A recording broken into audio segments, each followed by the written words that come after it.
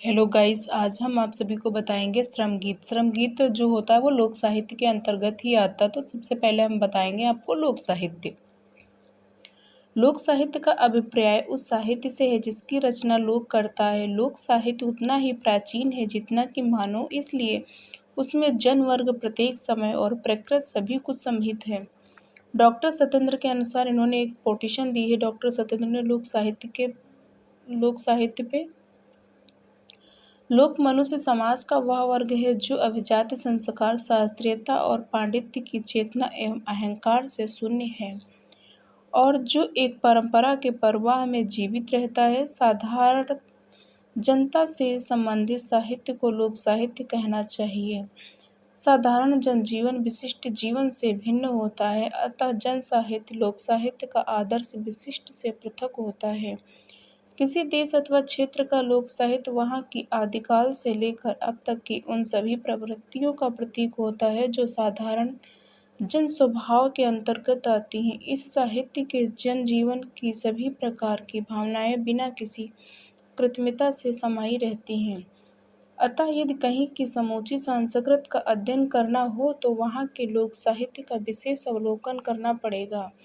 यह लिपिबद्ध बहुत कम और मौखिक अधिक होता है। वैसे हिंदी लोक साहित्य को लिपिबद्ध करने का प्रयास इधर कुछ वर्षों से किया जा रहा है और अनेक ग्रंथ भी संपादित रूप में सामने आए, किंतु अब भी मौखिक लोक साहित्य बहुत बड़ी मात्रा में संग्रहित है। लोक जीवन की जैसी सरलता, नैसर्गिक अनुभूति मई अभिव्यंजना का चित्रण लोक कथाओं में मिलता है, वैसा अन्यत्र सर्वथा दुर्लभ है। लोक साहित्य में लोक मानव का हृदय बोलता है, प्रकृति एवं स्वयं गाती गुनगुनाती है। लोक साहित्य में निहित सौंदर्य का मूल्यांकन सर्वथा अनुभूतिजन्य है। तो देखते हैं अब लोक साहित्य का वर्गीकरण। लोक साहित्य का वर्गीकरण देखो, लोक गीत है, लोक नाट्य है, लोक गाथा है, लोक कथा है, लोक नृत्य है, लोक संगीत है।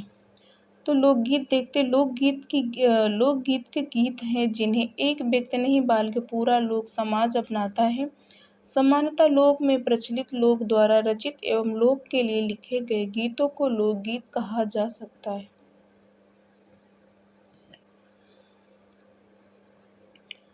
लोकगीतों का रचनाकार अपने व्यक्तित्व को लोक समर्पित कर देता है। शास्त्रीय नियमों की विशेष परवाह न करके सामान्य लोक व्यवहार के उपयोग में लाने के लिए मानव अपने आनंद की तरंग में जो छंदबद्ध वाणी सहज अद्भुत करता है वही लोकगीत है। लोकगीत इस प्रकार लोकगीत शब्द का अर्थ है कि लोक में प्रचलित गीत, लोक रचित गीत, लोक विषय गीत। तो कजरी, सोहा, चेटी, लंगुरिया आदि लोकगीतों की प्रसिद्ध शैलियाँ हैं।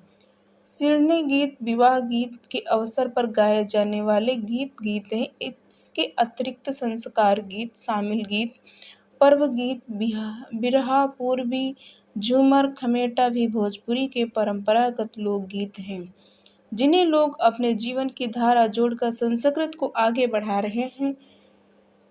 इसमें लोक गीतकारों व लोक गायकों का बहुत योगदान है। दोस्तों, श्रम गीत की परिभाषा। श्रम गीत देखो, अब जो हमने टॉपिक लिया था श्रम गीत, क्योंकि ये हमारा असाइनमेंट क्वेश्चन था और उसमें मैम ने अलग अलग सबको टॉपिक दिए थे और हमने भी अपना अलग टॉपिक ही लिया था। जो मुझे अच्छा लगा वो है श्रम गीत। और आप लोग जिस टॉपिक पे असाइनमेंट आप लोगों को मिला हो वो कमेंट करके मुझे ज़रूर बताइएगा, तो मुझे बहुत अच्छा लगेगा। श्रमगीत लोकगीत का एक प्रकार है जिसमें पुरुष तथा स्त्री के कार्य करते समय जो मौखिक रूप गाए जाते हैं उन्हें श्रमगीत कहते हैं, जिसमें कटनी, जत्सा, देवनी, रोपनी, ईख, निराई के गीत शामिल हैं। यह श्रमिकों की रोजमर्रा की जिंदगी से संबंधित हैं। ये लोकगीत देखो स्त्री पे भी होते हैं और पुरुष पे भी होते हैं। ये गीत लोग मनोरंजन के लिए ही गाते हैं जिससे उनकी थकान मिट सके। महिलाएं गाती थी कार्य करते करते, पुरुष भी गाते थे कार्य करते करते।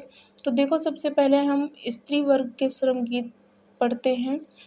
स्त्री वर्ग के मुख्य कला जो लोक जीवन में प्रचलित हैं, चक्की पीसना, चरखा काटना, ओखली कूटना, खेती करना, पानी भरना आदि। यह एक सामाजिक, पारिवारिक और दैनिक समस्या होती है। निम्न समस्याएं जो अक्सर होती हैं जैसे बाल विवाह, अनमेल विवाह, बांध्यता का दुख तथा विवाहित जीवन में पति के अत्याचार आदि। इन गीतों में श्रम के साथ साथ अपने दुखों को व्यक्त करके वह कुछ अंशों में अपने मन के बोझिलपन को कम कर देती। इनमें करुण रस की प्रधानता रहती है। लोक जीवन में स्त्रियों में चक्की का विशेष महत्व रहता है। चक्की के कर्म और चक्र का परिवर्तन का प्रतीक है। चक्की के गीतों में जेठानी, देवरानी, ननद के कट व्यवहारों का भी उल्लेख किया जाता है। जैसे कि पहले की महिलाएं जब कोई चीज़ पीसती वगैरह थी तो चक्की जो होती है, चकिया गांव में बोलते हैं चकिया, तो उसको जब चलाती थी तो अपना गीत गाने लगती थी। मॉर्निंग में उठ के 4 बजे से उठने अपना कार्य प्रारंभ कर देती थी। अकेले बेचारी पीसती थी और सारे अन्य भी काम करती थी। ऐसी थी महिलाओं की स्थिति। तो उन्होंने अपने गीतों के व्यवहार में किया है। जैसे कि हम एक गीत है जो मनोरंजन के लिए महिलाएं गाती थी। तो मेरी वॉइस तो इतनी अच्छी नहीं है लेकिन मैं गा के आप लोगों को ज़रूर बताऊंगी, ऐसे गाएं। बैरिन चलई पुरवैया मैं क्या करूं, बैरिन चलई पुरवैया मैं क्या करूं, ललना बहुत रोवैया मैं क्या करूं, जैसे तैसे मैंने ललना सुवाई, जैसे तैसे मैंने सुवाई, बैरिन जागे ससुइया मैं क्या करूं, बैरिन जागे ससुइया मैं क्या करूं, बैरिन चले पुरवैया मैं क्या करूं, जैसे तैसे मैंने सासू सुवाई, जैसे तैसे मैंने सासू सुवाई, बैरिन जागे जेठनिया मैं क्या करूं, बैरिन जागे जेठनिया मैं क्या करूं, बैरिन चलई पुरवैया मैं क्या करूं, जैसे तैसे मैंने जेठनी सवाई, जैसे तैसे मैंने जेठनिया सवाई, बैरिन जागे देवरनिया मैं क्या करूं, बैरिन चलई पुरवैया मैं क्या करूं, जैसे तैसे मैं देवरनिया सोवाई, बैरिन जागे ननदिया मैं क्या करूं, बैरिन जागे ननदिया मैं क्या करूं, बैरिन चले पुरवैया मैं क्या करूं। इस प्रकार के महिलाएं गीत अपने मनोरंजन के लिए गाती थी। अन्य भी गीत हैं जो कि मुझे नहीं पता है, लेकिन जो मुझे पता है वो मैं आप लोगों को ज़रूर बता रही हूँ। चक्की के गीतों में पति के कट व्यवहार एवं भावों का भी उल्लेख किया जाता था। तो देखते हैं ये गीत क्या है। सैया बेईमान बाजरा लाए, राजा बेईमान बाजरा लाए, जब वही बाजरा का कूटने बैठ्यो, मुसरौ करे गुमान, सैया बेईमान बाजरा लाए, जब वही बजरक पीसने बैठ्यो, चकियो करति गुमान, सैया बेईमान बाजरा लाए, जब वही बजरक खाने बैठ्यो, जिभियो करति गुमान, सैया बेईमान बाजरा लाए, राजा बेईमान बाजरा लाए। इस प्रकार अन्य गीत भी हैं। जब सखियां पनघट पर प्राय युवतियां ही जाती थी जो या तो अविवाहित रहती थी या नवविवाहित, अपनी संबंधी सास ननद के कार्यों को देखकर उसके मन में जो भाव उत्पन्न होता था उसको देखते हैं। ऐसा मिजाजी घाट गगरिया डूबत नाही। ऐसा मिजाजी घाट गगरिया डूबत नाही। सासु की डूबी गई ननद की डूबी गई। सासु की डूबी गई ननद की डूबी गई। हमरयू रही उतराई गगरिया डूबत नाही। ऐसा मिजाजी घाट गगरिया डूबत नाही। सास धरे टेटे ननद धरे मूड़े। हमहू लिहन लटकाई गगरिया डूबत नाही। ऐसा मिजाजी घाट गगरिया डूबत नाही। तो ये रहती थी हमारी ग्रामीण नारी के जीवन की दशा यानी समस्याएं, और ये कहीं ना कहीं सही भी हैं और अपने मानसिक भाव को व्यक्त किया। इससे उनको सुकून मिला, कार्यों में भी संपन्नता मिली और वो अपना कार्य करती रहती थीं। आज भी महिलाएं हैं, बहुत सारे गीत गाने गाती हैं।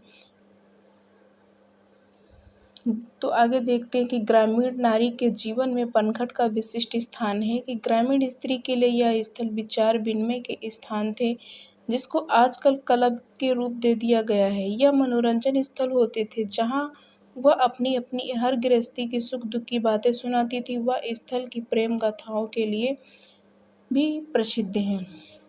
अब देखिए, आप लोगों ने तो स्त्री गीत तो सुन लिए, अब पुरुष वर्ग के श्रम गीत देखते हैं कि जिस प्रकार स्त्री वर्ग के क्रिया गीत स्त्रियों के कार्यों से संबंधित होते थे। दोनों ही के भिन्न कार्य क्षेत्र हैं। पुरुषों को अधिक शारीरिक श्रम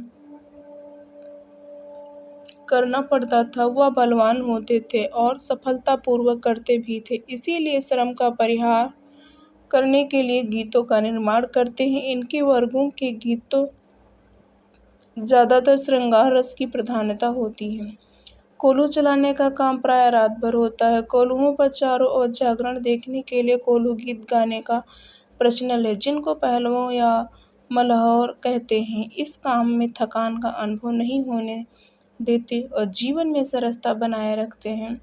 मलहौर रात के समय थकान से बचने के लिए एक दूसरे से कोल्हू के रूप में बात करते हैं। एक सवाल करता है, दूसरा उसी अंदाज में जवाब देता है। मलहौरों के लिए दोहा छंद आदि गाए जाते हैं। एक गीत देखते हैं, देखिए किसान पे है। कांधे पे कुंदरिया धरनी, सिर पे पगड़िया बंधली। कांधे पे कुंदरिया धरनी, सिर पे पगड़िया बंधली। हरवा जोते किसनवा, तक तक जोते रे किसनवा। आगे आगे बैला चलई, पीछे चलई किसनवा। आगे आगे बैला चलई, पीछे चलई किसनवा। कांधे पे कुंदरिया धरनी, सिर पे पगड़िया बंधली। जोते रे किसनवा, जोते रे किसनवा, तक तक जोते रे किसनवा। इसी तरह से लोग अपने मनोरंजन के लिए गीत गाते थे, जो कि हमने आपको बता भी दिया है। ये श्रम गीत लोक साहित्य के अंतर्गत ही आते हैं। और ऐसा अगर वीडियो हमारा पसंद आए दोस्तों, तो हमारे चैनल को सब्सक्राइब और लाइक शेयर ज़रूर करें, कमेंट करें ज़्यादा से ज़्यादा और सब्सक्राइब करें, ताकि हम और अच्छे अच्छे वीडियो बनाएं आप सभी के लिए। नमस्कार दोस्तों, धन्यवाद।